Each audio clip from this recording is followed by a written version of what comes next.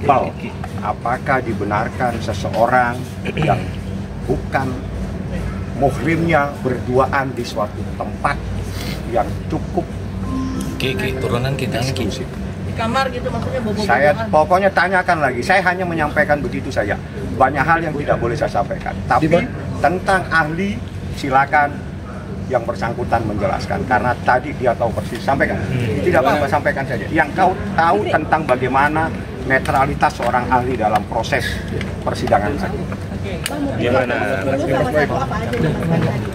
Tadi Mas Bayu mau ngomong tentang saksi ahli. Ahli, netralitas seorang ahli tadi cukup luar biasa. Perdebatan di dalam juga cukup, tapi biar nanti Baim yang menjelaskan karena dia tahu persis bagaimana netralitas seorang psikolog dalam kasus ini. Mas Bayu mungkin.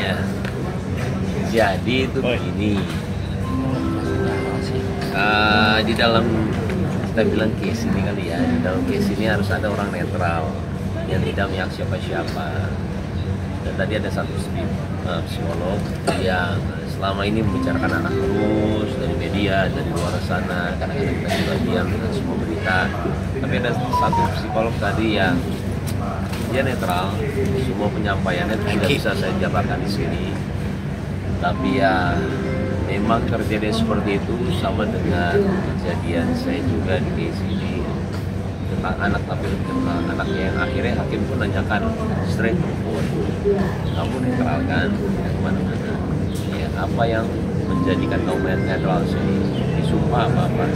Jadi semua jawaban dia itu saya nggak bisa ceritain sendiri ya, yang pastinya yang saya alami sekarang. Yang terkadang saya yang disalahkan, saya dirugikan, cuman saya bingung menjelaskannya bagaimana karena saya ngomong salah, diam pun salah terkadang. Nah, sekarang ada orang netral yang tadi pun pengacara juga menanyakan ke psikolog itu, dan ketika dia mencoba, maaf kita bilang mencoba ya, untuk tidak akan bisa karena dia netral. Jawaban dia itu ilmu psikolog yang tidak bisa diganggu. Jadi ketika dia nanya gimana caranya tahu, ini kan kita bicara mengenai sambilah saya bicara berdasarkannya traumatik anak. Ketika ini gimana caranya tahunya traumatik anak, kan nggak belum tentu dari ini. Oh enggak, kita ngelakuin 5 fase dulu, ini. Jadi ngerti nggak? Dan saya pun juga sama, ketika dia datang ke sini, saya bilang saya tidak mau ada apa-apa ya sama dia. Apapun yang dia lakukan silakan. Saya nggak mau bicara sama dia kalau dia mau bicara. Jadi saya tidak mau seperti saya menghasut dia untuk membela saya. Silakan lihat anak-anak seperti apa, hubungannya saya dengan anak gimana, hubungan dia dengan ibunya bagaimana. Nggak mau intervensi apa. Itu aja saya mungkin jawabannya ya, takut kemana-mana juga. Mudah-mudahan juga bisa menjelaskan. Baik, tapi apakah dari pengakuan para saksi tersebut sesuai dengan apa yang kejadian semua saksi fakta satu ahli. Jadi yang saya hadirkan saksi fakta 4 ya. 4 yang diperiksa itu saksi fakta yang mengetahui sesuatu yang saya katakan tadi. Ada seseorang yang bukan sesama muhrimnya. Dan gitu aja, saya nggak mau terlalu dalam. Yang jelas ahli, yang terjadi perdebatan panjang di ahli, tapi ada 2 saksi yang sangat-sangat luar biasa menceritakan sebuah hal yang luar biasa yang saya tidak boleh sampaikan, sudah diamanati dalam ruangan sidang. Kalau Anda mau tanya kepada kuasa hukum, termohon silakan.